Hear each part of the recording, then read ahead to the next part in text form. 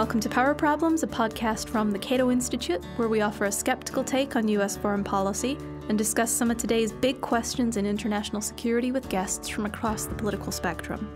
I'm Emma Ashford, a research fellow in foreign policy at Cato. And I'm Trevor Thrall, a senior fellow here at Cato. Today we're talking about everyone's favorite Middle Eastern rogue state, Iran. Our guest is Ariane Tabatabai, Director of Curriculum for Security Studies at Georgetown University and author of the recent Cato paper, Preserving the Iran Nuclear Deal. So as always, we'll like to start and kick things off by talking about some of this week's news stories. And the first thing I want to talk about is the refugee crisis that we're seeing in Asia, where groups of Rohingya Muslims are fleeing Myanmar under persecution and actually creating a very large refugee crisis in Bangladesh and other surrounding countries. Yeah, terrifying. And I think, this came up when the Syria civil war started producing so many refugees and displaced persons. But at this point, there are more refugees globally than at any time since World War II.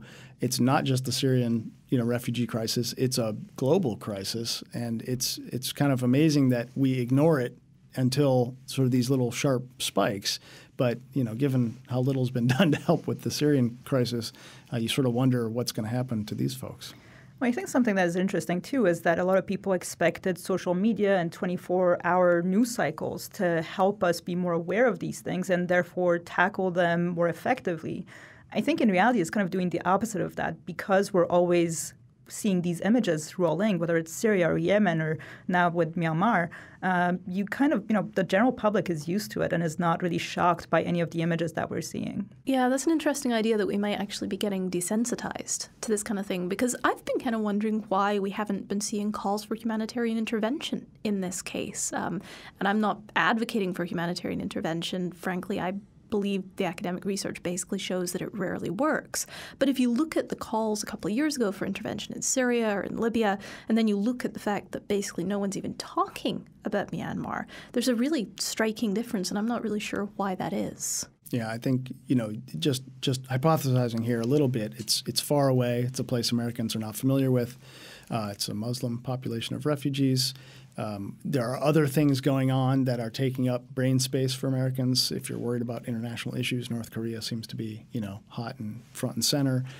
And I really do think sort of the compassion fatigue issue is real. And sort of in addition to just compassion fatigue, sort of the image fatigue is a sort of a new version of that problem. And so maybe that has – and, I think it's like natural disaster, sure. But if it's just other people's, internal issues, Americans just seem not to be so interested. Yeah, I think that's exactly right. And, it's always easy to sit back and a decade later after a humanitarian disaster and say, why did people not do more? And we always have this never again kind of approach to things afterwards. But when you're in the middle of it, I think most people just don't really process it, don't see it. It's not on their map. They're not really thinking about it. Well, from one set of perhaps unwanted people to another, the Kurds have been making headlines this last week. We've seen this Kurdish independence referendum. It's not actually officially authorized, but they went ahead and held one anyway. And apparently 93% of Kurds voted for independence in this referendum. But neither the government in Baghdad nor any of the neighbors that surround the Kurdish region in Iraq want this to happen. So where's this going? Well, one thing that's important to know is that the referendum is not designed to be that said we're exiting Iraq type of move, right? It's supposed to be the first step toward a negotiation process that would kick off the engagement with Baghdad over what happens next. Of course, the problem for the Kurds is that basically the only major player in the region that has backed their effort here is Israel and potentially Russia. And everybody else is against it, and they've been very forceful with it as well. Iran and Iraq are conducting drills in the border area as we speak. The Turks and the Iranians have been meeting more frequently than they had been in the past couple of years. And, of course, the U.S. has an interest in preserving territorial integrity and national unity there. So I think that it's going to be an uphill battle for them. It seems like just a general statement. Referenda to exit or signals of desire to exit from existing political systems never seem to be well received. I mean, we have another vote just recently in Catalan region in Spain, and the Spanish are beating heads of peaceful protesters and whatnot because they just don't want to let go of their chunk of land. And it just all the Brexit even. I mean, people are upset about that. It just status quo is a big deal to people, it seems like.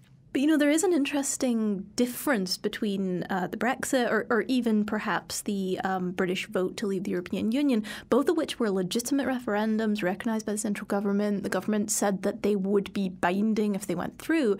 And these other referenda in Catalan just the other day and in the Kurdish region in Iraq, which aren't recognized by the governments that they actually want to secede from. And then that's where we start to see violence. And so there's kind of an interesting question here of, I guess, self-determination. Do the people themselves have the right to decide that they want this referendum, or does the government have to consent to give it to them in the first place? Yeah, sure they do, but not. You have to take it. It's not on paper anywhere that you get it.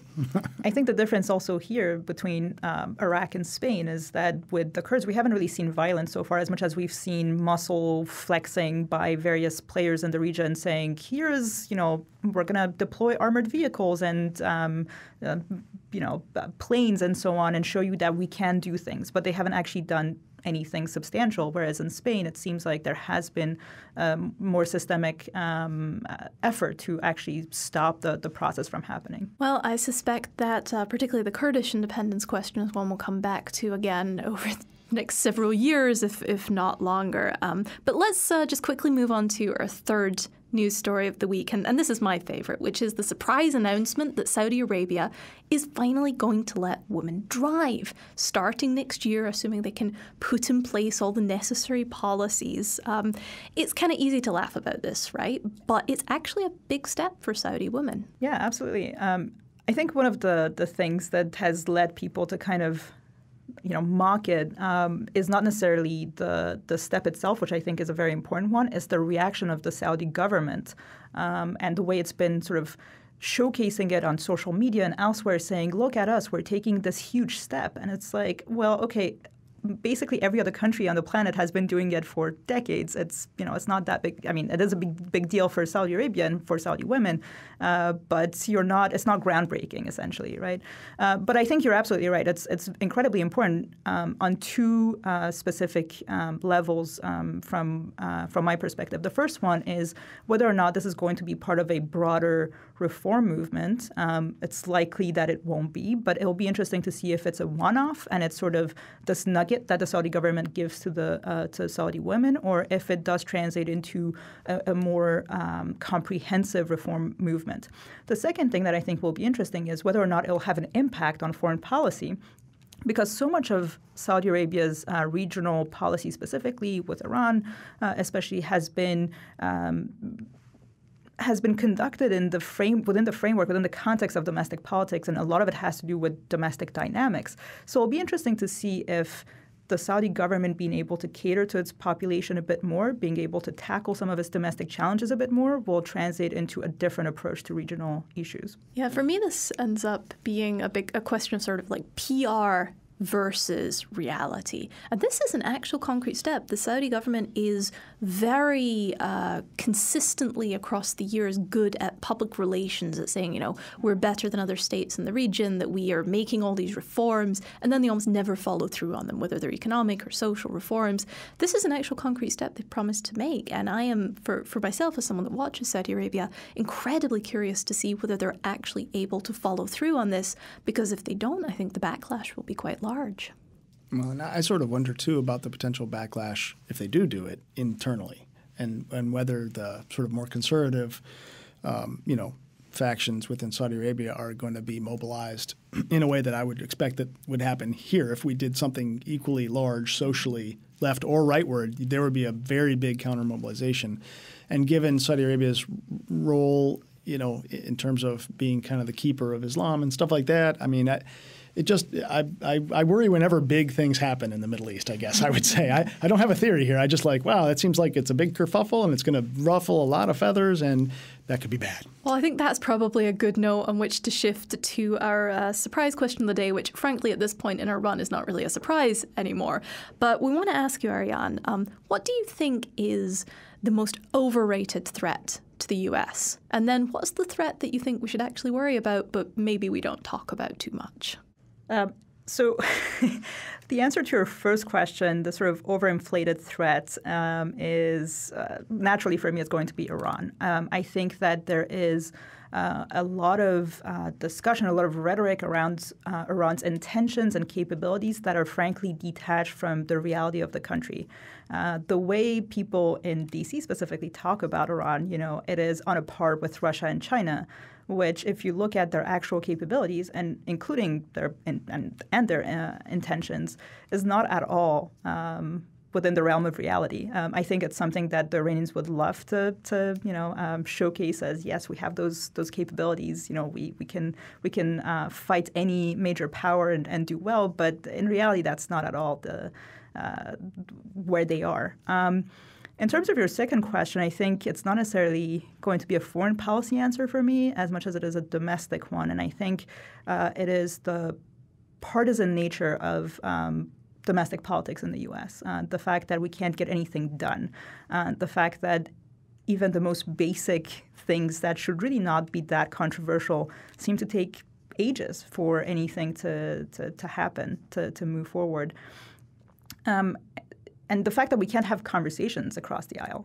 It's incredibly difficult today for the two sides to be able to have a civilized conversation, right? And I think that's a huge threat to just domestic security. I think that's a really great answer. And I'm not just saying that because here at Cato, we as third parties often try to help people have those conversations across the aisle. But I think you're right. That's a really big problem. Well, let's get back to your most overrated threat of the day then, and let's talk about Iran, which pressure is really, really heating up at the moment. We see it in all the news stories. We see the administration starting to make various statements about this. It looks like Donald Trump is basically setting himself up to decertify the Iranian nuclear deal in the middle of October. So what is the deal with this? Is Trump justified? Is there any basis for his actions? Well, I think if the question is, are there problems with the nuclear deal, then yes, absolutely. There are flaws with the nuclear deal, and I think many on the pro-deal side of things have acknowledged that. I certainly have acknowledged that for a while. The second question is, do those flaws justify the U.S. withdrawing from the nuclear deal? And my answer is no. So let's start with the problems with the nuclear deal. There are a couple of issues that I think are at the forefront of the discussions, and opponents of the deal have been putting on the table for a while and saying this is why we shouldn't keep the deal. The first one is that it doesn't address the missile threat from Iran. And that's something that was excluded from the nuclear negotiations from the get-go because the Iranians had essentially said, if you bring up the missile issue, we are going to walk away. So the P5+1, that's the U.S. and its partners in the negotiations, including the EU, said from the beginning, okay, we're not going to have a conversation about missiles. In fact, I believe just weeks before the final deal, they did end up having that conversations, and the Iranians said, we're not ready to have this. We're not going to talk about this. So there was an acknowledgement from the get-go that this was not going to be part of the nuclear deal. Is it a problem? Yes, absolutely. Because if you want a functioning nuclear weapon, you need to be able to deliver the nuclear weapon somewhere. And to do that, you very often need a missile, right? So the fact that the nuclear deal addresses the bomb itself, but not necessarily the delivery vehicle, I think, is a shortcoming. The second problem that people point to is what's referred to as a sunset clause. And there's a bunch of those. There's sunset provisions, which mean that the nuclear deal, the different provisions within the nuclear deal will start to expire after 10, 15, 20 years. And there are different provisions that have different sunset clauses. So that is a problem because that means that in 20 years, presumably Iran can return to some of the activities it was undertaking before. However, if you want to be able to get a deal, you need to be able to put a timestamp on it and say, okay, we're going to a time frame on it rather, and say, hey, Iran, we're going to allow you to return to some of your activities. No country is going to sign up for something that will, have it committed to certain provisions, certain limitations for the rest of history. It's just not going to happen. So what do you do with those two flaws? I think that one way is to keep building on the nuclear deal, which is something the Europeans are doing pretty effectively right now. They're saying, okay, we have this deal. It's not perfect, but it's doing the job for what we want it to do. But we're going to start having conversations about what happens next, and we're going to start having conversations about the missile program. And I think that's the right approach. Unfortunately, I don't think the administration is on the same page, and I don't think the administration is interested in building on the deal. I mean, at this point, it's not even interested in keeping the deal, let alone building on it. Yeah, there's been this interesting phrase that's been kicked around a little bit, I think partly in Europe, partly on the Iranian side, which was the idea of the JCPOA 2.0. Mm-hmm. And it's not really clear to me if that was an offer to perhaps consider negotiating on things like missiles, or if it was a more sort of a domestic-focused policy to open up to the West a little more. But it does seem like the Iranian population and the Iranian government is open to further negotiations, just not on the nuclear question. And there, I think what's interesting, my sense is that, Ariane, as you mentioned, that the administration doesn't seem interested in preserving the existing deal, much less, hasn't suggested any clear parameters for a deal 2.0. So it's not clear to me. But what was the option they were imagining otherwise is not clear. But what I don't hear any of is any discussion of what the administration thinks might be reasonable to offer Iran in return for a better deal, because the deal is done. They gave you what they were willing to give you, more or less. Maybe you could have gotten 5% more or 10% more, but could you get 20 years longer a deal? No. Could you get the missiles in this one? No. Well, and I've never heard anyone on the sort of the anti-deal side suggest what in the world they think they would have to give, what would be reasonable. And if you're not willing to give anything, well, you're not getting another deal. So I haven't heard any of that conversation. I think that's exactly right. And I think part of the problem is that a lot of people are saying, let's reimpose sanctions. But they're not saying what happens after we reimpose sanctions. The sanctions are not meant to be an end. They're not a policy goal. They're not an objective. They're a means to pursue what you want, the foreign policy outcome you want. And here, the foreign policy outcome you want is to stop an Iranian nuclear weapon. So sanctions can perhaps get you back to the negotiating table, which at this point seems unrealistic, frankly, because not only are the Iranians unlikely to come back to the table, the EU isn't really interested in renegotiating the deal. And they've said that. Everybody within the EU leadership has said that, from Mogherini, who's the High Representative for Foreign Policy and Security Affairs, or the other way around. It's a very long title. But anyway, so she's in charge of the EU foreign policy, to the presidents of France and Germany and the British Prime Minister. So if the EU isn't really ready to play ball, Russia and China are definitely not going to be ready to play ball. And this is not going to bring everybody back together to negotiate a better deal. But to your point about the JCPOA too, Emma, it's interesting because Rouhani, the Iranian president, was one of the first ones to actually use that term. And he said it, and as soon as he did, the Iranian Supreme Leader came out and said, no such thing as a JCPOA 2. We don't even trust the Americans to uphold JCPOA 1, let alone a second one. So in hindsight, he was, sort of right? The U.S. is now contemplating pulling out of the deal. But what Rouhani had presented was two things, was both of the things you mentioned. The first one was a JCPOA 2 that would be about civil rights and human rights in Iran, so a domestic sort of package, which, of course, Supreme Leader was not on board with. And the second one was a JCPOA 2 that would be a negotiating process with the EU, presumably, potentially the US at the time, about other things like missiles and regional activities, support for terrorism, all the things that have led to their national community, the US and the EU, imposing sanctions on Iran. Yeah, I think this has been something that I've seen you doing a lot lately on Twitter, online, where you basically help to provide translation and interpretation of what people in Iran are actually saying. And I think that's an angle that's just almost entirely missed out of the debates here in DC. But it actually seems that the Iranian population is in favor of trying to reach out to the West more, and that perhaps it's merely the top leadership that's continuing to take a fairly hard line. I think that's right. I think for so long, and I don't think necessarily just in the case of Iran, but certainly in the case of Iran, D.C., Beltway, experts have projected their own views of what they think the Iranian leadership thinks and does, as opposed to looking at what they're actually trying to communicate. That's part of the reason why I go on so many rants on Twitter these days. But the Iranian population, generally speaking, is pushing for more opening. That was part of the reason why they re-elected Rouhani this year. And the previous year, in 2013, that was also part of Rouhani's platform. It's been part of the conversation for a couple of decades now in Iran. And I think that that's actually a missed opportunity for the United States.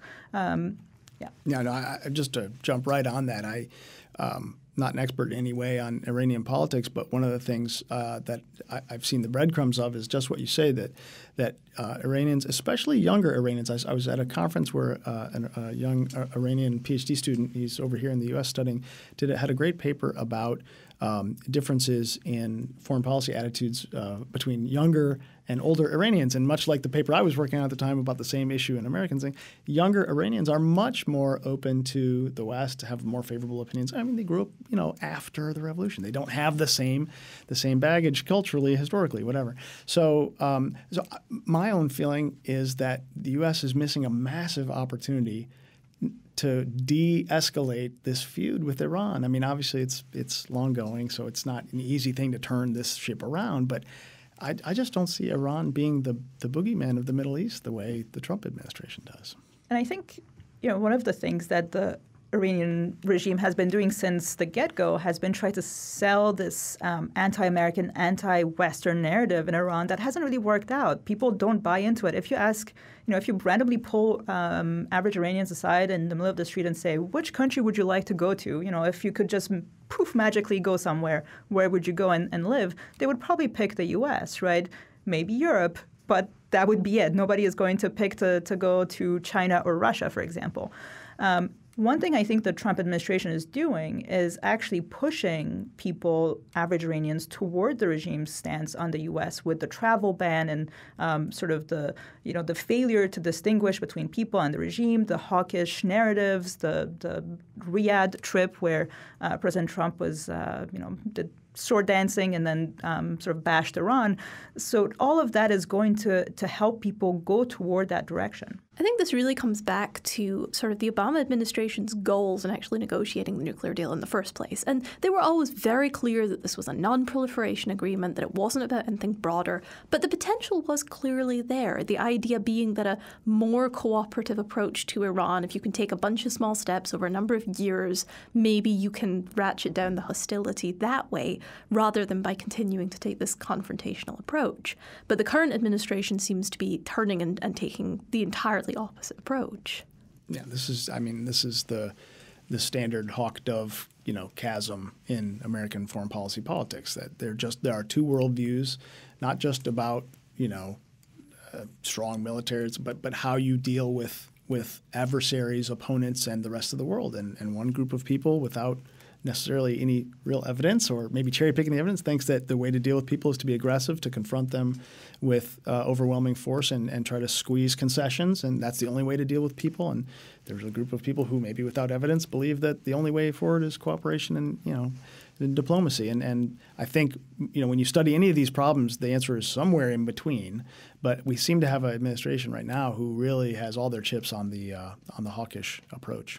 Yeah, so before we wrap up here, though, I'd like to actually sort of address the question of the future, because on October 15th, Donald Trump gets the chance to tell Congress whether he certifies that Iran is in compliance with the nuclear deal or whether he does not certify them. And if he doesn't, which it sounds like he's not going to do that, it will kick the ball back to Congress about whether the US will reimpose nuclear sanctions and effectively leave the JCPOA. So what I want to finish with is the question of where do we go from there? Assuming that this pans out the way it's looking right now, what are the U.S. policy options towards Iran? Yeah, I mean, that's the million-dollar question, right? I think there are a couple of scenarios here. The first one, the Iranians have indicated that they're interested in preserving the nuclear deal, even if the U.S. withdraws, if the EU specifically stays and continues to implement the nuclear deal.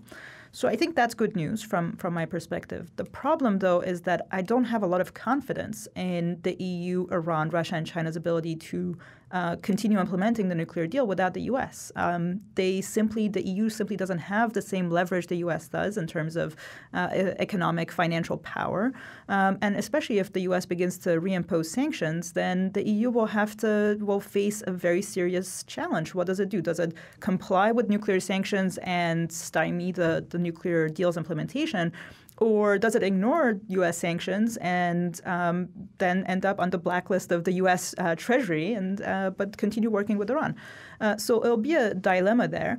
And I think that's probably the most likely way we'll be going if President Trump doesn't recertify the nuclear deal. So then, we'll probably kick the can of the deal dying kind of down the road. And it won't die instantly, but it will definitely suffer great damage. What's your take on Congress? I'm normally the biggest doubter of Congress's ability to do anything right.